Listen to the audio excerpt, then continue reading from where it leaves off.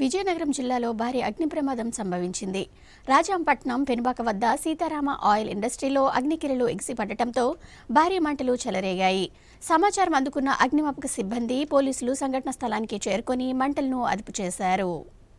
విజయనగరం జిల్లా రాజాంపట్టణంలోని కొత్తవలస కూడలి సమీపంలో సీతారామ ఆయిల్ ఇండస్ట్రీలో ఆదివారం రాత్రి అగ్ని ప్రమాదం సంభవించింది. పరిశ్రమలోని వ్యర్థాలు నిల్వ ఉంచే గోదాంలో రాత్రి 10 గంటల సమయంలో ఒక్కసారిగా మంటలు ఎగిసిపడ్డాయి. తవుడు నుంచి ఆయిల్ ను తయారు చేశాక వ్యర్థాలను ప్లాస్టిక్ గోనె సంచుల్లో సమీపంలోని గోదాంలో నిల్వ చేశారు. నిప్పు ఎలా అంటుకుందో తెలియదు గాని చూస్తుండగానే మంటలు గోదామంతా వ్యాపించాయి. ప్లాస్టిక్ గోనె సంచులు, వాటిలోని వ్యర్థాలు కాలి బూడిదయ్యాయి. పశువుల దాణా కోసం వీటిని వినియోగిస్తున్నట్లు తెలిసింది. ఇక్కడి కార్మికులు ఎవరూ లేకపోవడంతో ప్రాణాపాయం తప్పింది. అగ్నిమాపక కేంద్రానికి సమాచారం అందించడంతో సిబ్బంది హుటాహుటిన సంఘటనా స్థలానికి చేరుకుని మంటలను అదుపులోనికి తెచ్చారు. రాజాం ఎస్ఐ రవికిరణ్ సంఘటనా స్థలంలో ఉండి సహాయక చర్యలు చేపట్టారు.